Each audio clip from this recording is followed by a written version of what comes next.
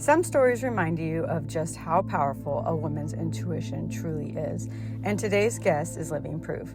Jalisa Hardy turns obstacles into purpose, pain into service, and now empowers women to reclaim their inner wisdom. Her journey will inspire you. Let's dive in. I tested positive for having Down syndrome. And then 6 months into her pregnancy, they did the anatomy scan. They said, "We're sorry to give you more bad news, but your baby's going to be born without a stomach, and her esophagus and her windpipe will be fused together." Right? They have these numbers, but they're just guessing. And then it changes women's lives forever, one way or the other. I've Mhm. never felt so seen. I've never felt so understood. Yeah.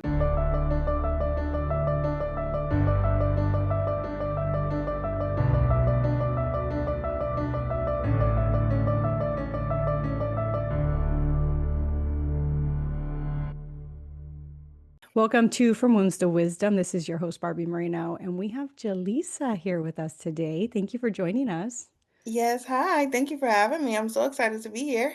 Yes, I really enjoyed our conversation prior to us talking today for this podcast. And one thing that you told me that I found very interesting was when you were in the womb, your mother was told certain things, which you can tell us. But I find that this happens quite often. So I really want to talk about it because I feel like the decisions that your mom had to make and all of that different stuff is different than a lot of women feel pressured to do. So, would you give us a background on your beginning? Yes. So at the time I was conceived, my parents were actually in the process of getting ready to get a divorce. But being grown married adults, they were still doing what grown married adults do. Mhm. And out came me from that union. Um, and my mom had already had a history of fertility challenges. So she had two miscarriages before me and then one after me. And with my sister, who she had 3 years before, she wasn't able to carry to full term. So my sister was born at 4 pounds, 4 ounces. So with her history, they already were kind of bracing themselves for challenges with the pregnancy. And 4 months into her pregnancy, they do all the genetic testing, and they discovered that I tested positive for having Down syndrome. And then 6 months into her pregnancy, they did the anatomy scan, and they said, "We're sorry to give you more bad news, but your baby's going to be born without a stomach, and her esophagus and her windpipe will be fused together. And if your baby is to have any chance at life, at having any quality of life, she's going to need multiple surgeries, if you're even able to make it to full term." And with that news, my mom being a woman of faith, she decided, she said, "Yes, I see the test results. I've heard your recommendations." One of the nurses actually recommended the best option for her would be to terminate the pregnancy. And she said, "I hear your recommendations. I hear, everything that you're saying. I see the test results, but I'm believing for a different outcome." And with that, she decided that she will go to a revival and let them know what was going on, have them pray over her. And she said the only thing that she remembers is feeling like she was being lifted off of her feet and that God was pouring gold into her stomach. Mm. And when she went back to the doctor, they couldn't find anything wrong with me. Just from, do you know how long it was from when she went to the revival and went to the doctor? I'm not sure, and I don't think she even knows either. She might, but you always ask the detailed questions. And I'm like, It's your "What story. question?" You need to know your details. The before we continue with your story, because there you've done some amazing things in life. But so when I was pregnant with I believe it was my son. I have two children. They did the same thing. So I was considered a high risk pregnancy because I was 34. That's a big deal. So, they like to do all those stupid tests and stuff like that, which I think are more Mhm. intrusive than anything else. And they said because of my genetic history, my husband's genetic history, one of the tests came out like that. I think they said my son was going to have some disease. I don't remember what it was. Some sort of illness and deformation. And then it was interesting because they double checked and then they're like, "Oh, okay, yeah, no, that was a mistake." And I was like, are you kidding me? Like, because they had me as like Hispanic and I'm not. I'm Spanish. My father's from Portugal. His family's from the Portugal. And so the difference between being Hispanic and, or Latino, it was Latino, Mhm. and Portuguese changed the results of this test after they had already said XYZ was going to be wrong with my son. And I thought to myself, like, such a crazy thing to tell somebody when you have no idea if that's true or not, just because you ran some numbers. And the same thing, they were like, well, if you continue, I think it was 10 weeks or something, if you continue with this, these are your options prior to even like rechecking this information. And I think that that happens to quite a few women who have found that the information that they were given was not accurate and their babies were born. Now they didn't have the severe things that they were telling you and the things that they see on the ultrasound, and the mother didn't go to like a revival, but they still made decisions based on what the doctor said. And some of those women have chose to terminate and have tremendous guilt because we really don't know if what they're saying is true. They're just guessing, right? They have these numbers, but they're just guessing. And then it changes women's lives forever, one way or the other. And can you imagine then you like almost have a terminated pregnancy and then your baby comes out just fine? Anyways. Yeah, it's so unfortunate, and that's one of the reasons why I became a doula, Hmm. because I had some similar experiences with my pregnancies where they were basically trying to say, "Oh, your baby's going to be too big. You're going to need a C-section." These types of things that women experience every single day, and it's not always the case. My baby, my baby was 6 pounds 12 ounces. I'm like, you were telling me my baby was going to be 10 pounds." Yeah, I don't understand being that they do this all day long, how many mistakes that they make. Have you ever seen that? There's like a series on Netflix. It's called like Call of the Midwives. Have you ever seen that? No. As a doula, you might like it. It talks about how in a specific area in Europe, they still had midwives and similar to like a doula, right? So the women were very connected with their patients, their women that were pregnant, and they had this beautiful connection. Then as time went on, they became more and more, where they were trying to get people to go to the hospital versus having home births.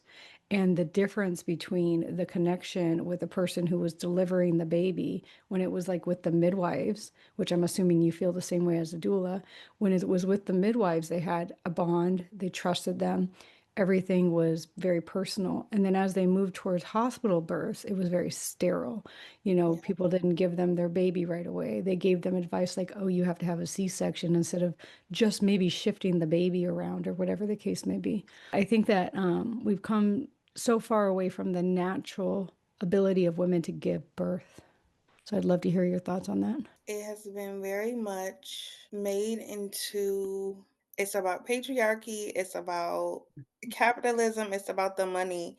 Yep. How quickly they can get women in and out Hmm. is what has been done in hospital settings. I've actually been reading about the history of that transition from midwives to the practice of OBGYNs, and there are still some very deep rooted beliefs and practices that have come out of the history of it. But it definitely is one of the reasons why I do the work that I do, because we have so much innate wisdom and power as Yes. individuals, as women, to know what we need, to know what our bodies need, and especially when we're pregnant, it's just the intuition, all of that is heightened because we're not just taking care of us, Right. but we've been conditioned away from knowing what our bodies want, what our babies need, what we're capable of when it comes to delivering babies.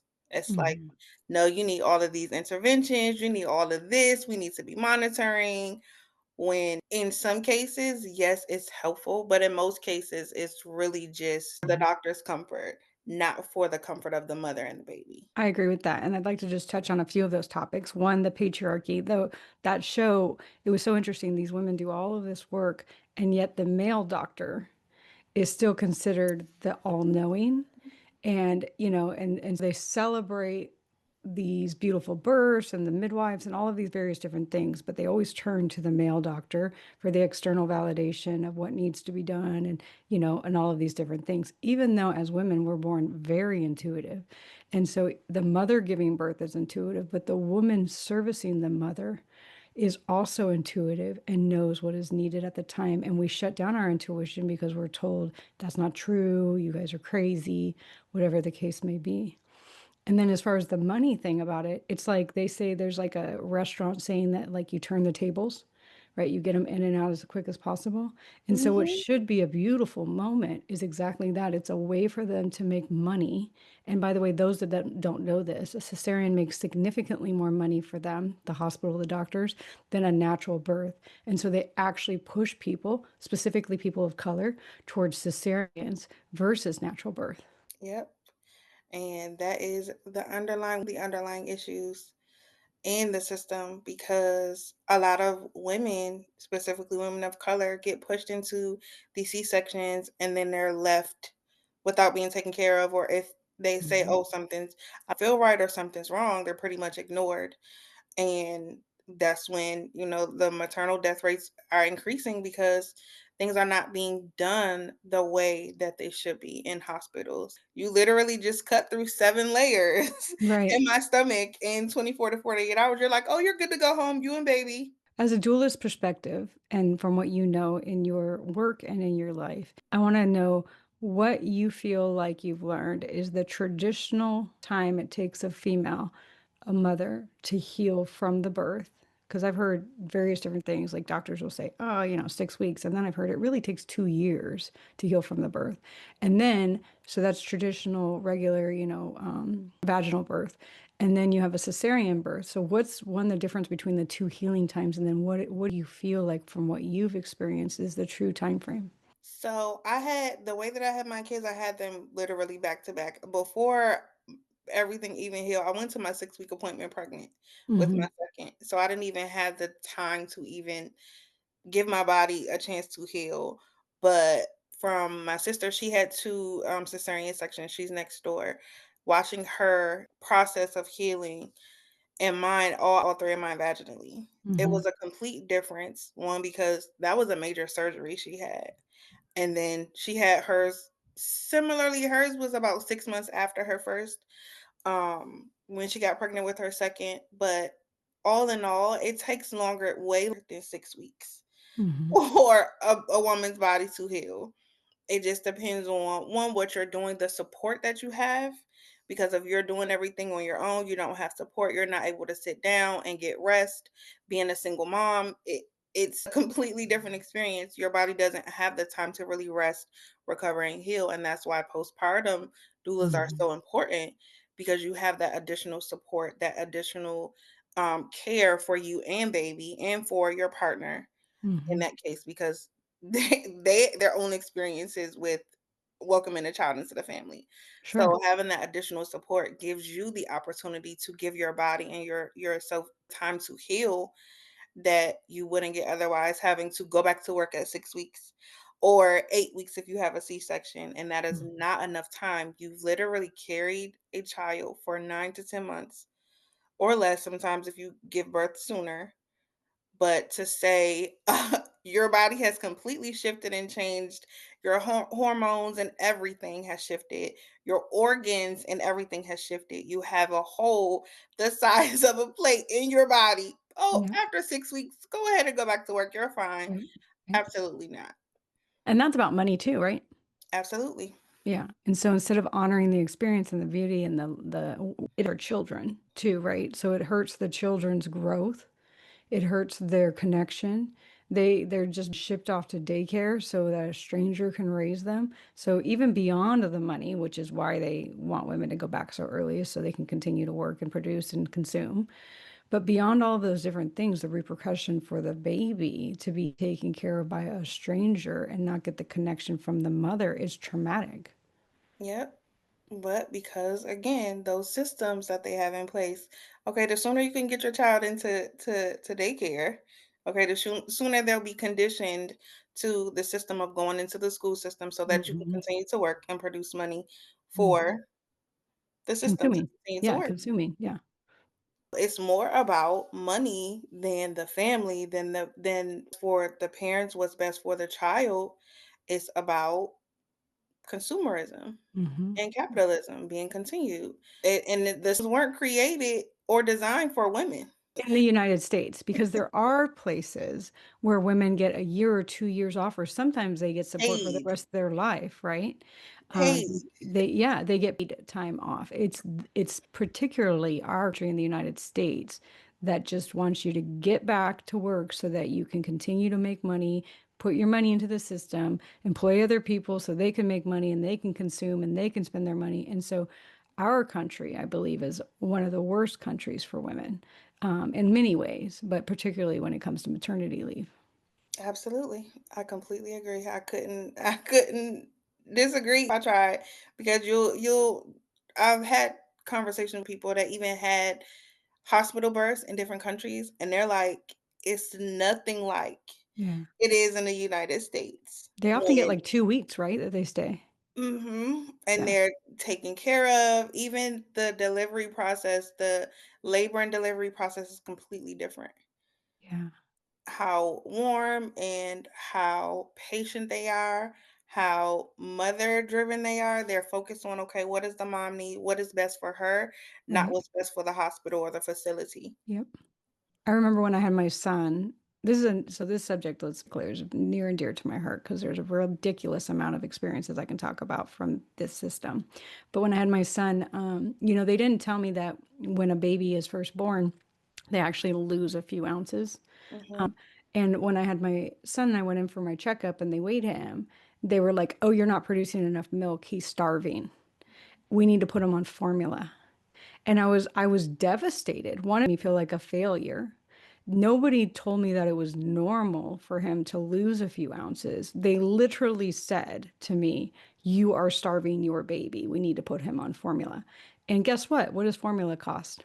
Money. And you know Hmm. what's funny is they happen to have free samples. Oh yeah, I'm sure that wasn't sponsored by somebody, right? Do you see that a lot? Yep, and I experienced it myself with my third. Um, he's tiny in general. So, when he was born at 13 ounces, but I was going through a lot and I had already breastfed my first two. So I'm like, I'm not going to have a problem. I produced so much milk with my first, and he was in the NICU for 45 days. They're like, you got too much milk. Like, take it home. Please, you Mhm. got too much milk. So I'm like, the production is not a problem. Yeah. Him eating is not a problem. Him waking up is not a problem. He's just tiny. They literally label him failure to thrive because they felt like he wasn't gaining enough weight and tried to push the formula model to them. I'm like, yeah, no. Yeah, because you knew, right? The thing is that there's not a lot of education on that. It wasn't even until I watched that Netflix show that I learned it takes a while for the milk to come in. Like it doesn't Mhm. come in the day your baby comes out. It doesn't go, whoosh, I have a bunch of milk in my breast, right? There's Yep. a process to it, but we're not told that. So when they're telling me I'm starving my baby, I'm thinking, well, I don't seem to have that much milk, so that's probably true. Not understanding that it takes some time to come in, and they Yeah, are getting as much as they're supposed to get. exactly. And they don't need a lot. They were literally in your womb for 9 months not eating, 9 to 10 months not eating. So it's like they're not starving. They're Yeah. not starving at all. They're getting what they need. And it does take at least 3 to 5 days if you've had a vaginal birth that wasn't augmented or induced. But if you have a C-section, it could take longer. Yeah, and that's what I had because of course they like forced me into C-sections because I wasn't dilating fast enough on the first one. And then the second one, if you already had a C-section, you have to have a C-section, even though I didn't want to have a second C-section. Yeah, C-section. Yeah. It's Mhm. insane. Tell me between this whole mess and a doula.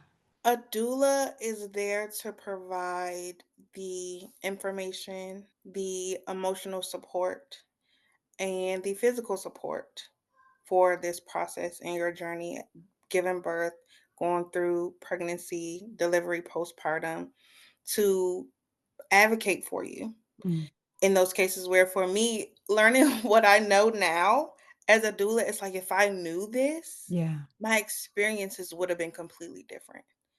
Because a lot of the things that they force or they pressure you into, oh, you're harming your baby, or Mhm.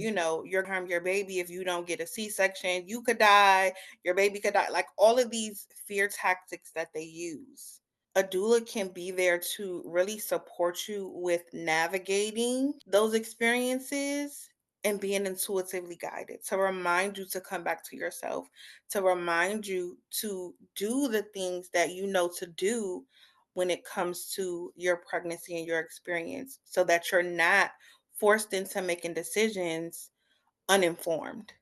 We provide the information so that hey, they're going to say this, they're going to say XYZ, but these are your options. And you can actually ask certain questions to them so that they can even kind of rethink what they're doing. Because a lot of times it's, oh, this is what they were taught, this is what they've Right. been doing for years, and this is kind of like what they're used to, is familiar to them. So anything outside of that is like a threat. And So if they come off like very aggressive or snappy because you're kind of going against the norm, right. then you're prepared for that, because you have a doula there with you to Mm. advocate for you, while you and your partner are there to have a beautiful experience that can sometimes go in a different direction because of the rules, the regulations, the the patriarchy, all of these things that have been in place for years, Mm. instead of saying, you know what, this isn't what I want. And this is how things are gonna go, whether you like it or not. And they, if you question them, they make you feel like you're stupid, right? Like, well, I know better than you do. I do this all damn day long, and you're just like, oh, like, well, okay, type of thing. Like you said, they use the fear. Is Does the hospital or the insurance pay for the doula, or is this coming out of people's pockets? In some cases, depending on your insurance, now it's more widely covered or partially covered by insurance. Hmm. But a lot of times you do have to pay out of pocket because they don't want doulas in the Right. hospital. And so this goes back to, I've had this conversation over many different things when it comes to our healthcare system and our country in general. But only people who have the means get the help, and it irritates me because unless you make money in this country, you cannot get good health care, you cannot get good education. It's people who have the means. Yep.